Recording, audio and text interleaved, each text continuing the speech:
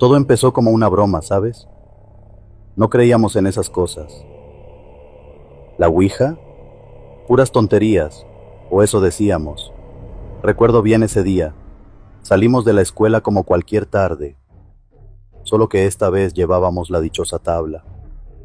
La había traído Manuel, el más valiente, o más tonto, según yo, de todos nosotros. Nos fuimos a un parque cerca de la escuela, un lugar donde ya no quedaba casi nadie cuando caía la tarde. Éramos 5: Manuel, Ana, Diego, Liz y yo. Nos sentamos en un círculo, con la tabla en el centro. Ya sabes cómo funciona. Todos ponen los dedos sobre el puntero, hacen preguntas y, supuestamente, algún espíritu responde. Nos reímos un buen rato antes de empezar, pero al momento de poner los dedos sobre el puntero, la atmósfera cambió. Algo se sentía raro, pesado, pero pensé que era solo nuestra mente jugándonos una broma. ¿Hay alguien aquí?, preguntó Ana, intentando sonar seria, pero apenas pudo contener la risa. Nadie respondió, obviamente. El puntero no se movió, así que nos reímos de nuevo. Pero justo cuando estábamos por dejarlo todo, el maldito puntero se movió, lentamente, como si alguien estuviera tirando de él, pero ninguno de nosotros lo estaba haciendo, o al menos eso creíamos. Se detuvo sobre la palabra sí. Nos quedamos en silencio, y Ana, un poco queda más pálida ahora, preguntó, ¿cómo te llamas? El puntero se movió, más rápido esta vez. Formó un nombre: C, A, R, L, A. No conocíamos a ninguna Carla, así que pensamos que alguien lo estaba moviendo como broma. Nos lanzamos miradas acusadoras, pero todos negaban con la cabeza. Manuel, el tipo rudo, empezó a reírse y dijo que era pura mentira. Pero luego Liz dijo algo que nunca olvidaré. Mi prima Carla murió hace 2 años. La risa de Manuel se apagó de golpe y el ambiente se volvió aún más espeso. No sé por qué seguimos jugando. En serio, no sé qué demonios nos impulsó a seguir. Quizá la curiosidad, quizá el miedo de parecer cobardes frente a los demás. El siguiente en hablar fue Diego. ¿Qué quieres de nosotros? El puntero se movió otra vez, más rápido, como si algo más fuerte estuviera empujándolo. M, U, E, R, T, E. Muerte, dijo Liz, con la voz temblorosa. Nos quedamos helados. Ana, que era la más asustada, quiso salir corriendo, pero Manuel la detuvo. No seas cobarde, le dijo, aunque su voz ya no sonaba tan segura. Yo solo quería irme, pero algo nos mantenía ahí. Era como si el aire alrededor se hubiera vuelto más denso, como si estuviéramos atrapados en una burbuja. De repente, sentimos un frío que no era normal. Estábamos en pleno verano, pero el aire se puso gélido. Y entonces escuchamos una risa, baja, suave, pero claramente una risa de mujer. Venía de todas partes y de ninguna al mismo tiempo. Nos levantamos de golpe, mirando a nuestro alrededor, pero no había nadie. Es suficiente. Vámonos, dije, con la voz quebrada. Ana ya estaba llorando, y Liz no podía dejar de temblar. Nos levantamos y nos fuimos, dejando la tabla tirada. Pero ahí no acabó todo. Al día siguiente, Ana no fue a la escuela, ni el día siguiente. Nos enteramos por su mamá que estaba en el hospital, con fiebre alta y delirios. Decía que veía sombras, que una mujer la seguía. Es Carla, nos dijo Liz, convencida de que la habíamos molestado. Manuel se negó a creerlo. Decía que eran puras casualidades, que Ana estaba enferma y ya. Pero entonces, las cosas empeoraron. Diego comenzó a escuchar golpes en las paredes de su casa, como si alguien estuviera tocando desde dentro. Liz veía sombras moverse en su cuarto, y yo no podía dormir. Sentía una presencia en mi habitación, algo que se acercaba más cada noche. Hasta que una vez lo vi, una figura borrosa, una mujer parada a los pies de mi cama. No me moví, no grité. Solo cerré los ojos y recé para que desapareciera. Esa noche fue solo el comienzo. Después de que vimos aquella figura de mujer, cada uno comenzó a vivir su propio infierno. Y aunque dejamos de vernos, el miedo nos mantuvo atados de alguna manera. Es difícil explicarlo. Es como si algo nos hubiera marcado para siempre. Recuerdo claramente una noche, unos días después de lo de Ana.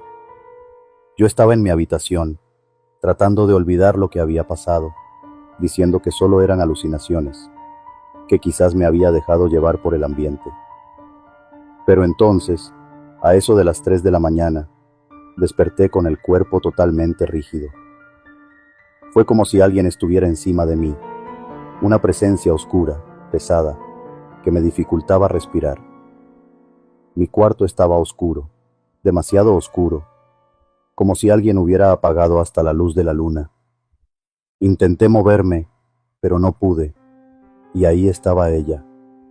Al principio, solo era una sombra en la esquina, una mancha más oscura que el resto del cuarto, pero mientras la miraba, sus contornos empezaron a definirse. Era una mujer de pelo largo, sucio, pegado a su rostro pálido y esquelético. Sus ojos eran solo 2 sombras profundas y vacías, como agujeros oscuros que me tragaban. Empezó a acercarse, flotando en silencio, y mi cuerpo seguía paralizado. Mis músculos temblaban por el esfuerzo de moverme, de gritar, pero era inútil. Cuando llegó hasta la orilla de la cama, abrió la boca en una sonrisa torcida, mostrando unos dientes amarillentos, afilados. «No te vas a deshacer de mí», susurró, y ese murmullo se sintió como un cuchillo en mis oídos. Al día siguiente, llegué a la escuela con unas ojeras terribles, sin ánimos de hablar con nadie. Pero ahí estaban Manuel, Diego y Liz, con caras igual de pálidas y desgastadas. Era claro que cada uno estaba pasando por algo similar. Nos sentamos en silencio en un rincón del patio, y al poco tiempo Manuel habló en voz baja, casi en un susurro. «Anoche la vi», dijo. Su voz apenas era un hilo. Estaba en el baño, mirándome desde el espejo. Estaba tan cerca. La escuchaba respirar, y pensé que me iba a ahogar ahí mismo. Diego asintió con la cabeza. Sus manos temblaban mientras agarraba su mochila. A mí me habla. Me llama en la noche. Golpea mi ventana, aunque vivo en un segundo piso. No dejo de escuchar cómo raspa el cristal. Anoche escuché que la ventana se abrió, y Liz, quien siempre había sido la más escéptica, comenzó a llorar en silencio. Yo escucho su risa. Cada noche. Ya no sé qué es real y qué no. Ayer la vi sentada en mi cama, jugando con mi pelo mientras dormía. Se quedó mirándome por horas, y yo no podía moverme. Fue ahí cuando supimos que no había forma de escaparse de esto. La presencia de Carla, o lo que fuera, nos estaba cazando. Ese mismo día decidimos ir a ver a Ana en el hospital. Quizá ella sabía algo más. Quizá había visto algo mientras estaba ahí. Llegamos al hospital y le pedimos a la mamá de Ana si podíamos entrar, pero nos advirtió que Ana estaba diferente, que había perdido peso y tenía unas marcas de moretones en el cuello, como si alguien la hubiera estrangulado. Cuando entramos a su habitación, Ana estaba sentada en la cama, mirando fijamente a la ventana. Parecía ida, perdida en algún lugar que solo ella podía ver. Nos acercamos despacio, y Diego le tomó la mano. Ella giró la cabeza, con una lentitud escalofriante, y nos miró con una expresión que no parecía suya. Sus ojos estaban vacíos, pero su boca esbozaba una sonrisa que no tenía nada de normal. Ella está en todas partes, susurró. No nos dejará. Quiere algo de nosotros, algo que ya no podemos devolver. En ese momento, las luces de la habitación parpadearon, y por una fracción de segundo, vimos una figura detrás de Ana en el reflejo de la ventana. Era ella, Carla, o lo que quedaba de ella. Estaba ahí, observándonos, su rostro distorsionado en una mueca de odio que no parecía de este mundo. Entonces, Ana comenzó a convulsionar, su cuerpo retorciéndose como si alguien la estuviera sujetando y estrangulando. Las enfermeras entraron corriendo, intentando sujetarla, mientras nosotros nos quedábamos paralizados en la esquina, viendo cómo Ana sufría. Desde ese día, Ana no volvió a ser la misma, y las cosas solo empeoraron. Después de esa visita, Manuel dejó de ir a la escuela. Nos enteramos por sus padres que había sufrido un accidente en casa. Dijeron que se había caído por las escaleras en medio de la noche, pero nosotros sabíamos que no era un simple accidente. Diego comenzó a tener visiones de Carla en todos lados, en el espejo del baño, en el reflejo de las ventanas, incluso en el agua de su vaso. Decía que podía escucharla cantando, una canción que ninguno de nosotros conocía, una melodía rota y lúgubre que no dejaba de resonar en su cabeza. Un día, Liz apareció en la escuela con marcas en sus brazos, como si alguien la hubiera agarrado con fuerza. Cuando le preguntamos, solo dijo, temblando, que había tenido otra visita de Carla la noche anterior. Decía que la sentía cada vez más cerca, que podía escuchar su respiración en su oído y sentir sus manos frías alrededor de su cuello. Finalmente, yo también tuve mi peor encuentro. Fue una noche que nunca olvidaré. Desperté sintiendo un peso en el pecho, y ahí estaba ella, Carla, sentada sobre mí, mirándome con esos ojos vacíos. Sus manos frías se cerraron alrededor de mi cuello, apretando cada vez más fuerte. No podía respirar, sentía que me ahogaba, y mientras más luchaba, más fría se volvía la habitación. Vi su rostro acercarse al mío, y en un susurro helado, dijo: «Esto es solo el principio». La mañana siguiente, tenía marcas de dedos en mi cuello, y supe que ya no podía más. Decidí quemar la tabla de Ouija, romper cualquier conexión con ese juego maldito que habíamos comenzado sin saber. Pero cuando lo intenté, no pude encontrarla. Volví al parque donde la habíamos dejado, pero ya no estaba. Al parecer, Carla había decidido quedarse en nuestras vidas, con o sin la tabla. Después de esos sucesos no volvimos a juntarnos. Yo en lo personal no quería saber más del tema. Ana estuvo un tiempo en el hospital y se cuentan historias extrañas que pasaron mientras la atendían, pero no es muy claro lo que pasó. Episodio 2.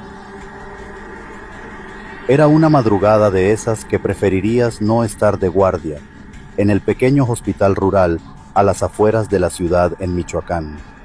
No era la primera vez que recibíamos casos extraños, pero nada nos había preparado para lo que venía. Esa noche, trajeron a una joven llamada Ana. El parte médico decía fiebre alta y delirios, y pensé que se trataría de algún caso de infección complicada o fiebre tifoidea. Pero cuando la vi, me di cuenta de que esto iba mucho más allá. Ana estaba sudando, su piel rojiza, casi quemando al tacto, pero lo más extraño era esa mirada, oscura y perdida, que no se parecía en nada a las típicas miradas febriles.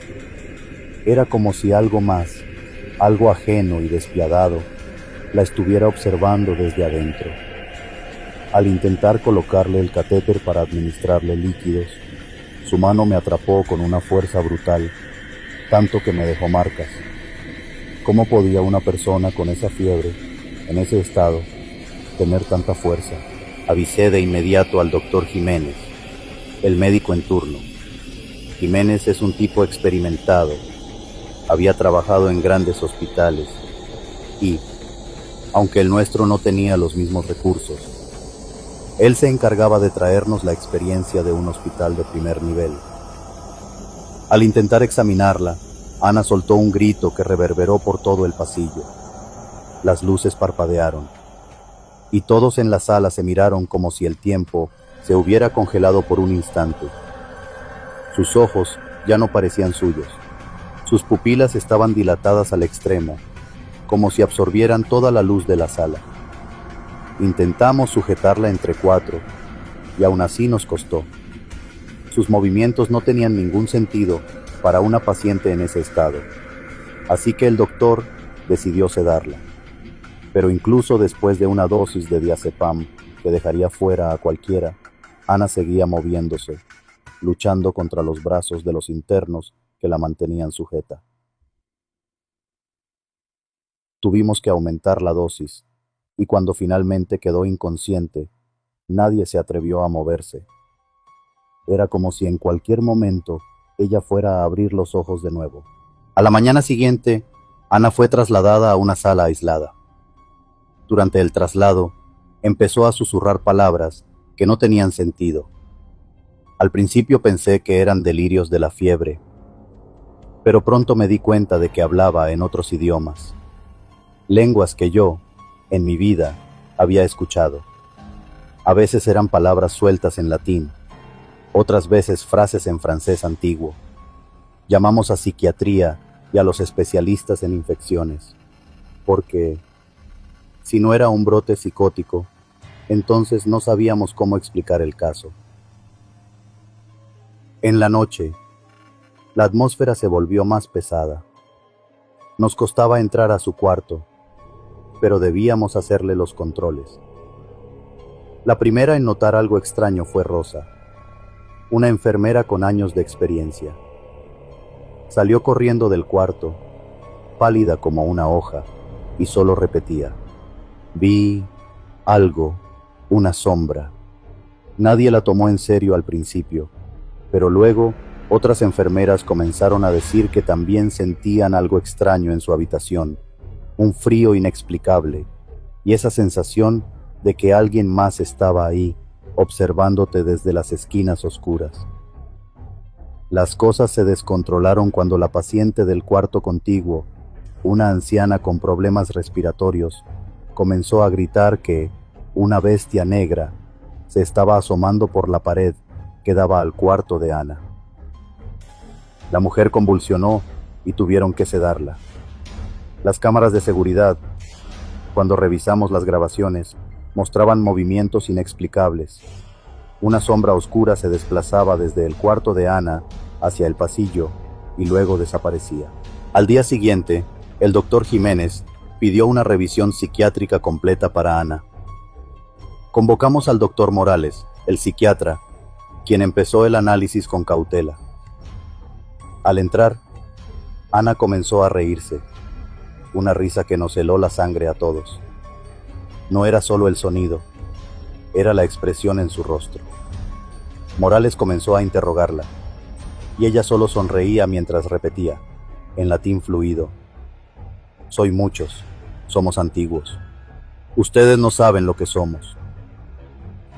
Durante una de las sesiones, Morales intentó una intervención más profunda, queriendo buscar algún trauma que explicara su comportamiento. Pero mientras él hablaba, Ana se puso rígida. Su piel comenzó a tomar un tono grisáceo. Sus ojos se volvieron completamente negros, y de su boca salió un murmullo bajo y gutural que ninguno de nosotros entendió. De repente, Ana gritó con tal fuerza que el doctor Morales se tambaleó hacia atrás, y en un parpadeo vimos lo imposible. Un espectro oscuro, casi una sombra sólida, emergió de ella y embistió a Morales, lanzándolo contra la pared. La fuerza del impacto lo mató al instante. El sonido de sus huesos rompiéndose resonó en la sala, y los que estábamos allí quedamos petrificados, sin poder movernos. Después de eso, tuvimos que informar a las autoridades, y fue entonces cuando el director del hospital, quien era un hombre creyente católico, solicitó la intervención de la iglesia. Al día siguiente, llegó el padre Juan, quien, apenas entrar al cuarto, comenzó a rezar en voz baja. Ana lo miraba con una sonrisa burlona y en latín comenzó a responderle, desafiándolo con insultos y frases que el padre no quiso repetir después. Sin embargo, fue claro en algo. Lo que estaba dentro de Ana no era de este mundo. La situación escaló tanto que el hospital y la diócesis contactaron al Vaticano. Sabíamos que se trataba de algo fuera de nuestro alcance, y para entonces ya todos evitábamos acercarnos a su cuarto. Las enfermeras que hacían los controles decían que sentían como si algo les respirara en la nuca, como si unas manos heladas las rozaran cuando revisaban los monitores de Ana. Rosa, la misma enfermera que había visto algo la primera noche, fue encontrada muerta en los baños del hospital, aparentemente por suicidio. Pero todos sabíamos que ella nunca hubiera hecho eso. Días después, llegaron 2 sacerdotes del Vaticano, quienes traían consigo las escrituras y objetos sagrados. La misa de exorcismo empezó en la noche, con pocas luces encendidas. Los sacerdotes comenzaron a leer en latín, y Ana reaccionó como nunca antes. Su cuerpo empezó a sacudirse, su piel adquirió un tono verdoso, y su boca se abrió tanto que parecía que su mandíbula iba a dislocarse. Comenzó a gritar, y sus ojos, que se volvían totalmente negros, me miraron con una maldad que nunca olvidaré. Los objetos en la habitación comenzaron a moverse, los equipos se apagaron y encendieron sin razón aparente, y vimos claramente cómo una sombra grotesca, con garras y unos ojos rojos intensos, emergía de su cuerpo. La sombra se lanzó contra los sacerdotes, que apenas lograron contenerla mientras continuaban rezando con todas sus fuerzas. La batalla duró horas. El edificio entero parecía estar temblando, y había un frío glacial que no se iba. Ana empezó a sacar un líquido verde, como si fuera un vómito. Parecía como si tuviera colmillos, y los ojos se le veían totalmente perdidos, negros y ahogados. Fue algo horrible lo que pasó. Los sacerdotes se desgastaron durante el proceso.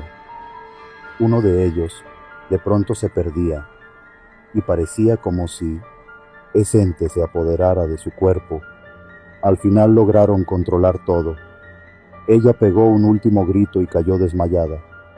Lograron colgarle los rosarios en su cuello y pidieron que por nada se le quitaran. A la mañana siguiente, todo había terminado. Ana quedó muy desgastada. Tardó un par de meses en el hospital para poder recuperarse. Los rosarios que le colgaron no se los quitaba ni para bañarla. Afortunadamente se recuperó, y al parecer pudo seguir una vida normal. Ella siempre dijo no recordar nada de lo pasado, y la verdad es que es mejor así. Episodio 3. Me llamo Gerardo, y lo que te voy a contar no es algo que le desee a nadie.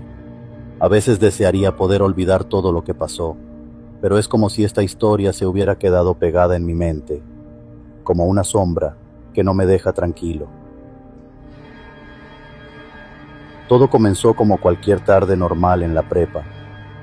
Mis amigos y yo habíamos escuchado rumores sobre unas ruinas abandonadas en un pueblo cercano.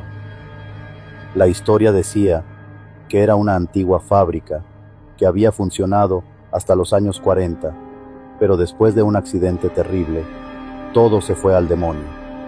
Carlos, que siempre andaba buscando alguna aventura, fue el primero en sugerir que fuéramos a explorar. Nos juntamos el sábado temprano. Carlos, Judith, Bruno, Estefanía, Javier y yo. Todos íbamos emocionados, como si nos esperara una simple excursión. En el camino íbamos cantando y riendo, bromeando sobre lo que íbamos a encontrar. La gente del pueblo decía que esa fábrica estaba maldita, pero nosotros, como buenos adolescentes que creen saberlo todo, no le hicimos caso a ninguna advertencia. Cuando llegamos, la fábrica realmente parecía un lugar olvidado por el tiempo. Era un edificio grande, de paredes caídas y ventanas rotas.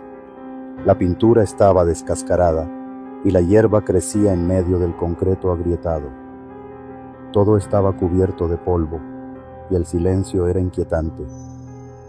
A pesar de que el sol todavía brillaba, el lugar tenía una sombra extraña, como si el tiempo allí se hubiera quedado atrapado. Decidimos recorrer las ruinas, tomando fotos y explorando cada rincón. Todo iba bien al principio. Solo era un edificio viejo, nada fuera de lo común. Hasta que Carlos, quien siempre andaba en busca de algo interesante, se alejó un poco y encontró una sala llena de lo que parecían máquinas oxidadas. «¡Hey, vengan a ver esto!», gritó, y todos corrimos hacia donde estaba. Ahí, en medio de las máquinas, había una puerta que parecía haber sido instalada después del cierre de la fábrica. Estaba cerrada y obstruida por unos troncos viejos. Entre risas y empujones, decidimos mover los troncos y abrir la puerta. Cuando lo hicimos, nos golpeó un olor a polvo y a humedad, un olor viejo, como a cosas olvidadas. Entramos uno por uno, y al cruzar el umbral, el ambiente cambió. Era como si algo en el aire se hubiera vuelto más denso, pesado, y el silencio se volvió ensordecedor. Cada paso que dábamos resonaba en las paredes, y de pronto empezamos a escuchar susurros, sonidos lejanos que parecían salir de las sombras. Carlos encontró algo extraño en una esquina, un pequeño cofre viejo, cubierto de inscripciones en un idioma que no entendíamos. Todos pensábamos que podría haber algo valioso dentro, y aunque una parte de mí me decía que era mejor dejarlo ahí, no pude decir nada cuando Carlos lo abrió. Dentro del cofre había 3 amuletos, tallados con unos rostros horribles, figuras alargadas y desproporcionadas que parecían gritar en silencio. Carlos tomó el primer amuleto y lo levantó, riéndose de su tesoro. Al instante, el ambiente se volvió tan helado que nos dolían los huesos. Judith tomó el segundo amuleto, y al hacerlo, el silencio fue roto por un grito desgarrador, como si algo o alguien estuviera siendo torturado. Bruno, que siempre se las daba de valiente, tomó el último amuleto. En cuanto lo hizo, la luz que entraba por las ventanas empezó a oscurecerse, como si el día estuviera acabando prematuramente. Ahí empezó lo peor. En el rincón de la sala, una sombra comenzó a moverse. Era algo que no tenía forma definida, pero se arrastraba por las paredes, lenta pero decidida. Era como si esa sombra nos estuviera observando, analizando. Judith dio un paso hacia atrás, y en ese momento todos sentimos un golpe en el estómago. Algo estaba ahí con nosotros. Las sombras comenzaron a moverse por toda la habitación. De repente, vimos pasar algo rápido frente a la puerta, como si alguien estuviera corriendo, pero no era posible. Solo estábamos nosotros. Escuchamos pasos, susurros y un golpeteo constante que parecía provenir de las máquinas viejas. A cada segundo, todo se volvía más oscuro, como si la misma fábrica estuviera intentando tragarnos. Estefanía fue la primera en perder el control. Se agarró la cabeza y empezó a gritar, diciendo que había algo dentro de ella, que escuchaba voces. Su rostro estaba pálido, sus ojos llenos de terror. Javier y yo intentamos calmarla, pero era inútil. Ella seguía gritando, decía que ellos querían algo de nosotros. Fue en ese momento cuando vimos, en una esquina, una figura pequeña, encorvada y deformada, que nos miraba fijamente. Sus ojos eran 2 puntos rojos, ardientes, y su sonrisa era una mueca aterradora. Carlos se acercó a la puerta y trató de abrirla, pero estaba atascada. Escuchamos un golpe detrás de nosotros, y cuando miramos, el cofre había desaparecido, pero los amuletos seguían en las manos de Carlos, Judith y Bruno. En ese momento, un viento helado recorrió el lugar, y las luces del día se extinguieron por completo. Nos quedamos a oscuras, y solo escuchábamos el jadeo de nuestras respiraciones y el latido acelerado de nuestros corazones. Por fin, Carlos logró abrir la puerta, y todos corrimos hacia la salida. No nos importaba nada más que escapar de ese maldito lugar. Al salir, nos dimos cuenta de que el sol apenas se estaba poniendo, pero había algo en el aire, algo oscuro, algo que no nos soltaba. Regresamos al pueblo, pero Estefanía no volvió a ser la misma. Comenzó a tener episodios de locura, a gritar en medio de la noche que ellos venían por ella. Javier, por otro lado, se alejó de nosotros. Nunca quiso hablar de lo que pasó, y aunque intenté encontrarlo varias veces, él evitaba cualquier contacto. No sé qué le habrá pasado. Hasta el día de hoy, sigo sin entender qué fue lo que vimos, qué fue lo que liberamos. Pero cada noche, cuando cierro los ojos, vuelvo a ver esas sombras, escucho esos gritos y siento el peso de ese amuleto que aún parece seguirnos. Episodio 4. Esto me pasó hace tiempo en casa, cuando Carlos, mi hermano mayor, regresó de su viaje de estudios.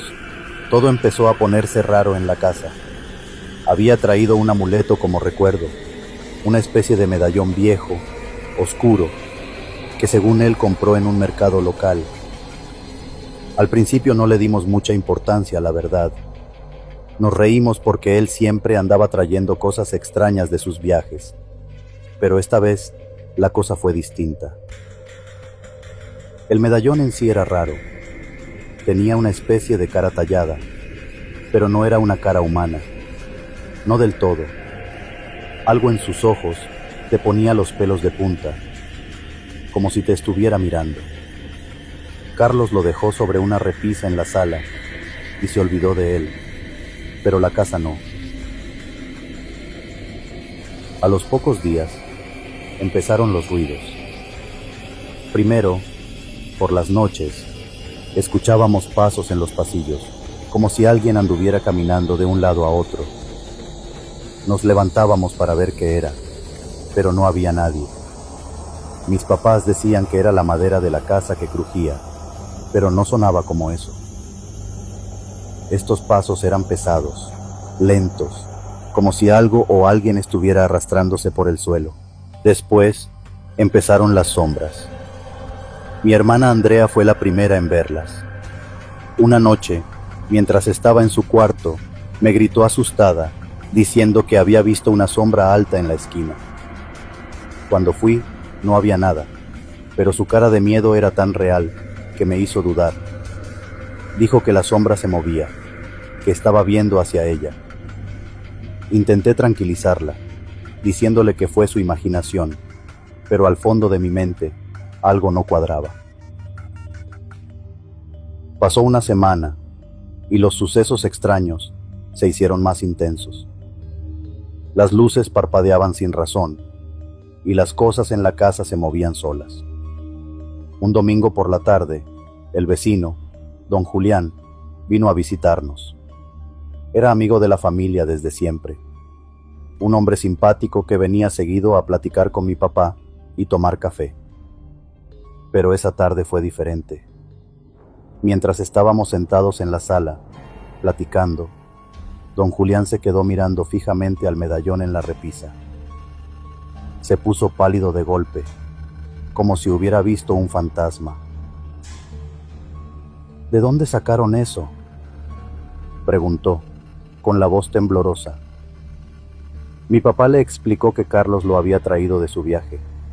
Don Julián no dijo nada más, pero lo vi inquieto, nervioso. Se despidió antes de lo habitual y se fue apresurado. Esa misma noche, don Julián murió. Dijeron que le dio un ataque al corazón, pero algo dentro de mí sabía que tenía que ver con el amuleto. Todo empeoró después de su muerte. Los gritos empezaron. Al principio eran susurros, como si alguien murmurara en las esquinas de la casa. Pero pronto, esos susurros se convirtieron en gritos desesperados, como si alguien estuviera siendo torturado justo al lado de nuestros cuartos. Eran tan fuertes que no podíamos dormir. Lo más aterrador era que, cada vez que uno de nosotros se levantaba a revisar, los gritos se detenían, pero la casa quedaba fría, como si algo invisible se moviera con nosotros. Mi papá intentó deshacerse del medallón. Lo llevó al jardín y lo enterró bajo un árbol, pensando que con eso todo terminaría. Pero al día siguiente, el medallón estaba de vuelta en la repisa, en el mismo lugar donde Carlos lo había dejado. Nadie sabía cómo había regresado. Carlos intentó ignorarlo, pero cada noche las sombras se hacían más grandes, más nítidas. A veces, parecía que podías ver figuras deformes arrastrándose por el suelo. Una noche, Andrea me despertó llorando. Decía que alguien la estaba mirando desde la ventana. Cuando fui a revisar, vi algo que me dejó helado. Una figura oscura, alta, con los ojos brillando en la oscuridad, como si estuviera esperando entrar. Cerré la cortina de golpe y no dormimos en toda la noche. Sabía que no era solo nuestra imaginación, algo estaba pasando. Finalmente, mi mamá decidió que necesitábamos ayuda. Fuimos con un cura del pueblo, y aunque al principio no nos creyó, accedió a bendecir la casa. Cuando llegó, lo notamos inquieto. El ambiente en la casa era tan denso que hasta él lo sintió. Mientras recorría las habitaciones rezando, las luces parpadeaban y los gritos se escuchaban más fuertes que nunca. El cura apenas podía concentrarse, y al final, cuando llegó a la sala donde estaba el medallón, se quedó mirándolo fijamente. Nos dijo que había que deshacerse de él, pero esta vez de verdad. Lo llevamos a un río lejos del pueblo y lo arrojamos al agua, asegurándonos de que se hundiera bien. Por un tiempo, las cosas se calmaron. Los gritos y las sombras desaparecieron, pero algo me sigue inquietando. Muy a menudo escuchamos ruidos extraños en la casa. Ya son varios años, y parece que hay algo que se quedó. El tiempo pasó. Hicimos una vida dentro de lo que se podía, normal. Mi hermano mayor se casó con una joven de un pueblo vecino, Ana. Ellos se fueron a vivir a la ciudad y están embarazados. Los médicos dicen que será un niño y ya han escogido el nombre, Mateo. Episodio 5. Todo comenzó en una noche cualquiera, una de esas que prometían ser la típica fiesta de estudiantes. Música, risas y un montón de desconocidos con ganas de olvidar las materias por un rato. Esa noche fui con mi amiga Ana, que siempre había sido algo rara. Yo lo atribuía a su personalidad, pero después de lo que pasó, no estoy tan segura de que fuera solo eso. En la fiesta, entre todo el gentío, Ana y yo conocimos a un tipo llamado Carlos, un estudiante de ingeniería. A simple vista, era el típico chico serio, callado, de esos que apenas hablan si no les hablas tú primero. Pero Ana, en cuanto lo vio, tuvo como un brillo en los ojos, algo casi obsesivo. Fue directo a hablarle, sin perder el tiempo, y se pasaron la noche entera juntos, susurrándose cosas que parecían de otro mundo. Semanas después, en la Facultad de Historia, anunciaron un viaje de estudios. Nos pareció buena idea invitar a Carlos, aunque no era de nuestro grupo. Nadie pareció tener problemas, pero entre el resto de los chicos se escuchaban murmullos de que era raro que Ana hubiera insistido tanto en que él fuera. Yo, sinceramente, solo sentía algo de incomodidad. Había algo en la forma en que Carlos y Ana se miraban que me ponía los pelos de punta. Desde el primer día de viaje, comenzaron a pasar cosas extrañas. La primera noche, mientras estábamos reunidos en el campamento, unos compañeros se pusieron a discutir con Carlos. Fue una tontería, solo decían que él no pintaba nada ahí, que no sabía nada de historia. Ana estaba junto a él y, cuando comenzaron a burlarse, los miró de una forma que me dio escalofríos. Sus ojos parecían brillar en la oscuridad. Yo traté de calmar el ambiente, pero Ana me lanzó una mirada tan intensa que sentí como si mi propio cuerpo se helara. Esa misma noche, alrededor de las 3 de la madrugada, escuchamos gritos. Al correr hacia donde estaban las tiendas, vimos algo que jamás voy a poder olvidar.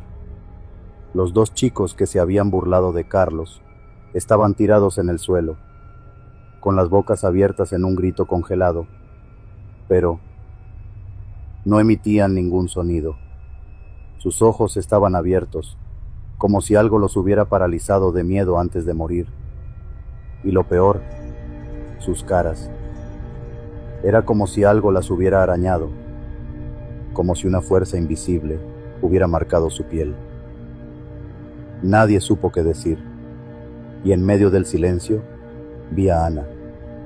Estaba ahí, de pie, mirando la escena, con una ligera sonrisa, casi imperceptible. Esa muerte no fue la última, en la que Ana pareciera tener algo que ver.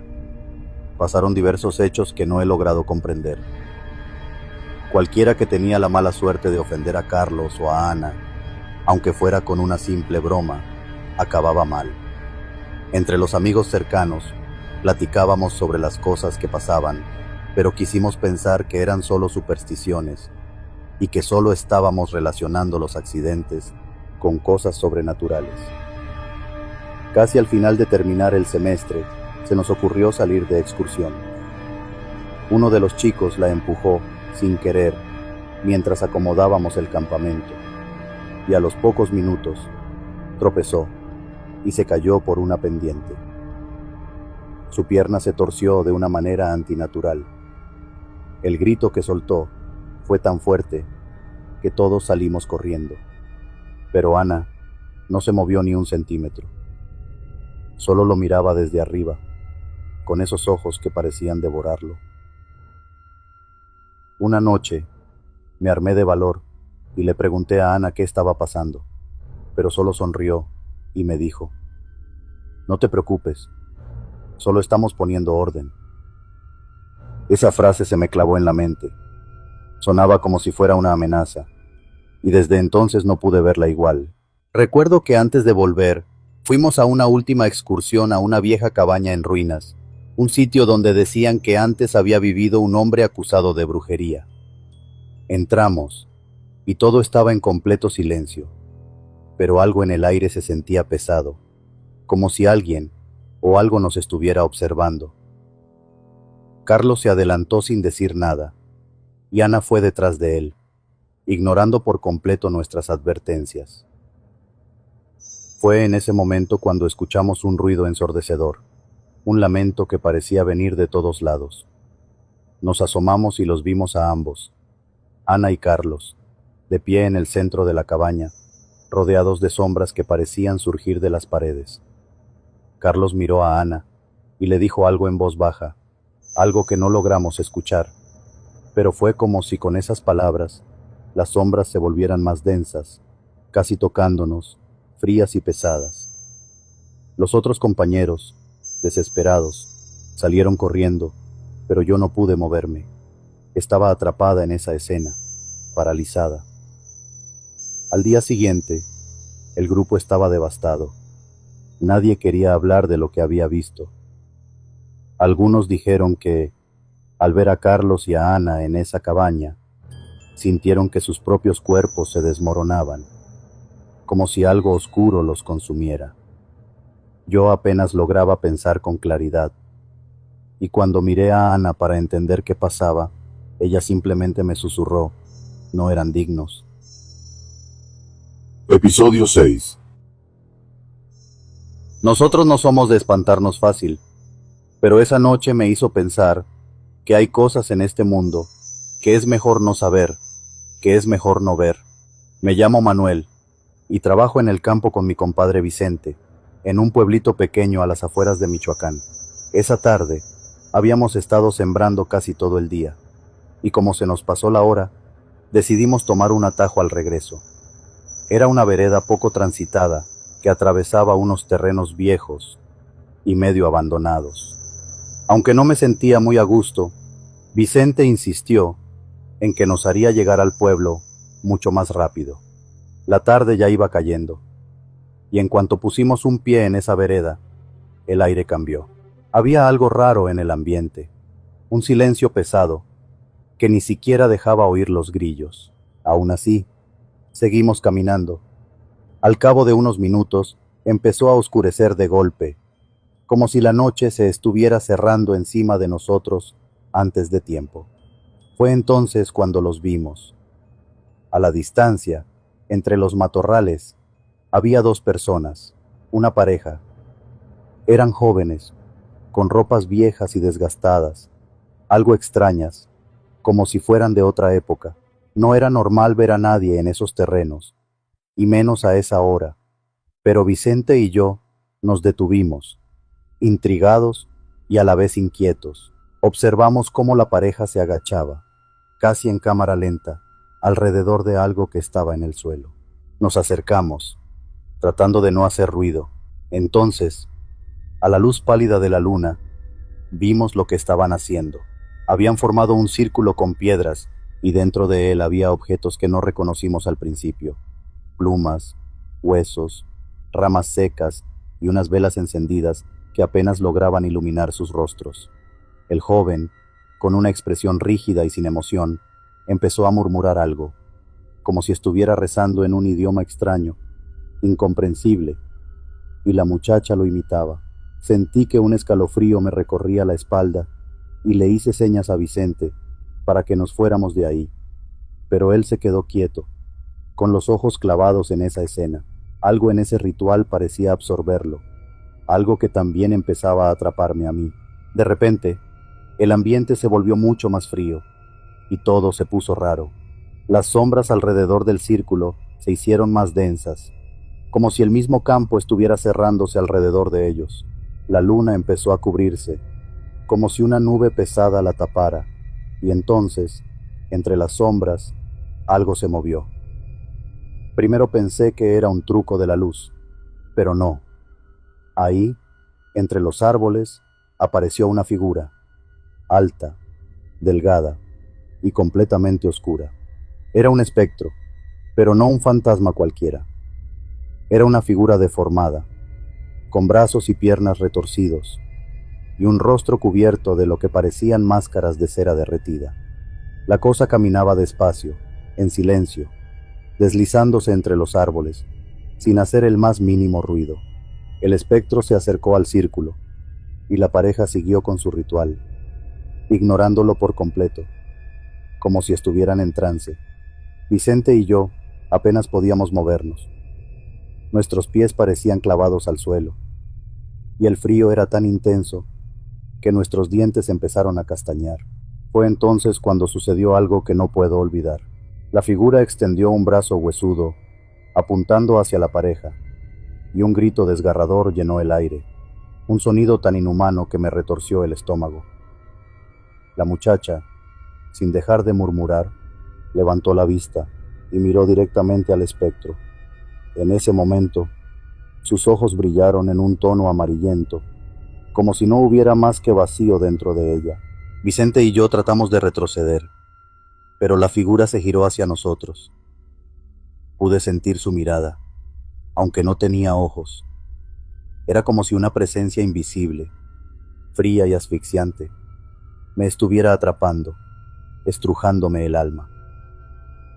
Al mismo tiempo, en el campo alrededor, comenzaron a escucharse pasos, como si alguien estuviera caminando sobre la hojarasca seca.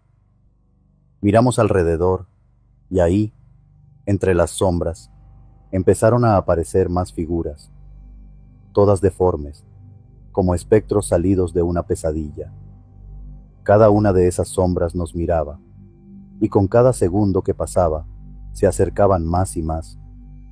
Sentí un peso en el pecho, como si el aire se estuviera llenando de algo venenoso que me quitaba el aliento.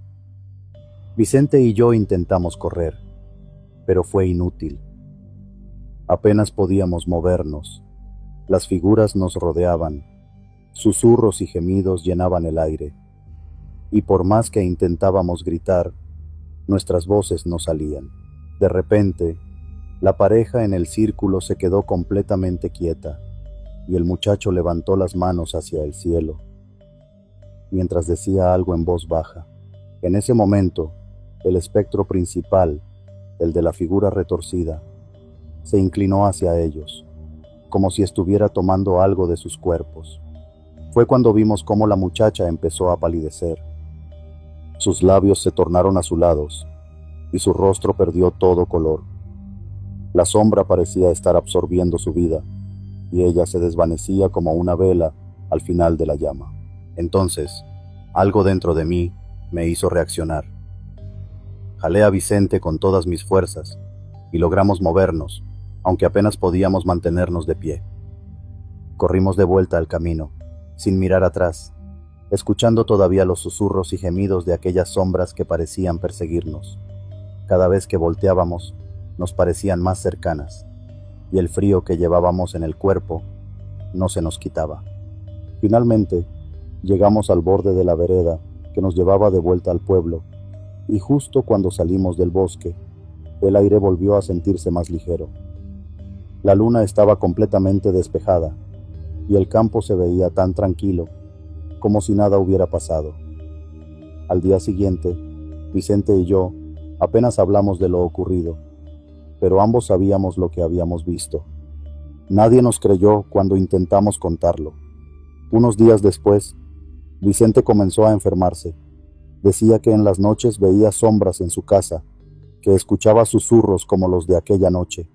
Yo intenté ayudarlo, pero él apenas hablaba y cada vez se veía peor. Después de unos meses, se fue del pueblo sin decirle nada a nadie. Desde entonces, he sentido esa misma presencia cada vez que estoy solo. Un frío inexplicable y el susurro de esas sombras que parecían llamar mi nombre. A veces me despierto en la madrugada, con esa sensación de que algo me observa en la oscuridad, algo que todavía me sigue y que no me dejará en paz. Episodio 7. Llevaba ya varios años trabajando como recepcionista en ese hotel, un lugar tranquilo, en la mayor parte de su tiempo. Nunca había pasado nada fuera de lo común, hasta esa noche en particular. Era la primera vez que me tocaba cubrir el turno nocturno, y aunque no me encantaba la idea de quedarme toda la noche, me dije que sería pan comido. Qué equivocada estaba. Alrededor de las 10 de la noche, llegó al hotel una pareja bastante extraña. Me quedé observándolos un rato. Había algo en su presencia que me hacía sentir incómoda, pero no podía poner el dedo en qué era exactamente. El hombre, alto y delgado, tenía una piel tan pálida que casi parecía brillar bajo la luz del vestíbulo. No decía ni una palabra, solo me miraba fijamente, con unos ojos oscuros y hundidos que parecían ver más allá de mí, como si estuviera escaneando mi alma. La mujer, por su parte, no levantó la vista en ningún momento, Apenas se movía, como si estuviera congelada en el tiempo. Su cabello, negro como la noche, caía lacio y sin vida sobre sus hombros. La atmósfera alrededor de ellos se sentía densa, pesada, y por un momento pensé en no darles la habitación. Pero no podía rechazarles, sin motivo alguno. Les di la llave de la habitación 306, una de las más antiguas del hotel, con techos altos y un balcón que daba a la calle. Él pagó en efectivo y se registró como Carlos Montalvo. Mientras los observaba caminar hacia el ascensor, noté que no llevaban equipaje, nada más que ellos dos y esa presencia extraña que parecía seguirlos como una sombra. Cerré la recepción con un nudo en el estómago y me fui a descansar, aunque esa sensación de que algo no estaba bien no me abandonó. A la mañana siguiente, cuando los primeros huéspedes empezaron a bajar, las quejas no tardaron en llegar. Las historias que contaban eran incoherentes, pero todas tenían algo en común. Ruidos que venían de la habitación de esa pareja. Algunos mencionaban golpes secos, otros juraban haber escuchado susurros, pero lo que más me impactó fue cuando una señora me dijo que había escuchado a alguien llorando, pero el llanto sonaba hueco, como si viniera de algo que no era humano. Doña Rosa, la señora de la limpieza, llegó más tarde con una cara pálida que nunca le había visto. «Hay algo raro en esa habitación, niña», me dijo en voz baja mientras me entregaba el reporte del día. Cuando pasé por el pasillo, escuché algo como un animal, pero más grande, más grave, como si algo estuviera rugiendo desde adentro. Se persignó varias veces mientras hablaba. Yo no me acerqué, pero te juro que no era normal. Al entrar a limpiar la 306, el olor me golpeó de inmediato. Era algo nauseabundo, una mezcla entre carne podrida y humo, como si hubieran quemado algo, pero sin señales de fuego. Abrimos todas las ventanas, lavamos las cortinas, cambiamos las sábanas, pero el olor no se iba. Cada vez que pensábamos que lo habíamos eliminado, volvía más fuerte, como si impregnara las paredes, el suelo, hasta el aire. Después de varios intentos fallidos de deshacernos de él, decidimos clausurar la habitación por unos días, esperando que se aireara sola. El tiempo pasó, y aunque la habitación 306 quedó cerrada, las historias sobre ella comenzaron a circular entre el personal y los huéspedes más curiosos. Todos hablaban de la habitación maldita. Los más escépticos se reían, pero poco a poco empezaron a llegar parejas que pedían quedarse ahí, solo por curiosidad. Ninguno pudo quedarse una noche completa. Algunos bajaban a mitad de la madrugada, pálidos y aterrados, diciendo que escuchaban risas de niños, susurros incomprensibles y esos rugidos que parecían venir de las entrañas de la tierra. Una pareja, en particular, me contó que, al apagar las luces, sintieron que la cama vibraba ligeramente, como si algo debajo de ellos se moviera. Era como si algo estuviera tratando de salir del colchón, me dijo el hombre, con los ojos llenos de terror. Su esposa, que no había dicho una palabra, simplemente asentía, abrazándose a sí misma, como si aún sintiera la presencia de lo que fuera que estaba con ellos esa noche. Las quejas se hicieron tantas que la dueña, desesperada, llamó a varios sacerdotes para bendecir la habitación. Cada uno de ellos entraba con su cruz en mano, murmurando oraciones, pero ninguno se quedaba mucho tiempo. Al salir, todos parecían confundidos o aterrados, como si algo dentro de esa habitación desafiara su fe. Uno de los padres, un hombre mayor y con una voz grave, salió sudando, con la mirada perdida. «Hay algo allí que no pertenece a este mundo», fue todo lo que dijo antes de irse. Unos meses después, el hotel estaba completamente lleno y llegó esa pareja de amigos de la dueña. A pesar de todas las advertencias, decidieron hospedarse en la habitación 306. Eran escépticos, se rieron de las historias y dijeron que no creían en fantasmas ni en maldiciones. pero a medianoche el horror los alcanzó. Estábamos todos en recepción cuando escuchamos un golpe seco desde la calle. Corrimos afuera y ahí estaba la mujer, tirada en el suelo, retorciéndose de una manera antinatural. Lo peor fue verla arañarse la cara y el cuello, como si intentara arrancarse la piel. «No quiero estar aquí, sáquenlo de mí», gritaba, aunque no entendíamos a quién o qué se refería. Fue una imagen aterradora. Su cuerpo temblaba de una manera que parecía imposible, y entonces escuchamos los gritos desde arriba. Su pareja estaba en el balcón de la habitación 306, golpeando el barandal de cristal. «No la escuches, no la escuches», gritaba, su rostro desfigurado por la locura. Y luego, con un solo golpe, rompió el cristal y vimos cómo uno de sus ojos salió disparado por la calle, mientras su cara se llenaba de sangre. Fue entonces cuando se lanzó también, cayendo con un grito desgarrador que resonó en todo el hotel. Cuando corrimos hacia arriba, todo el tercer piso olía a ese mismo olor a podrido y humo, pero más fuerte, como si lo que fuera que estuviera en esa habitación hubiera ganado más poder con cada vida que tocaba. La dueña del hotel decidió clausurar la habitación para siempre esa misma noche. Colocó crucifijos en las puertas, en las ventanas y hasta en el pasillo, pero algo me dice que, aunque ya nadie duerma en la 306, lo que sea que vive allí, no se ha ido, y temo que nunca se irá.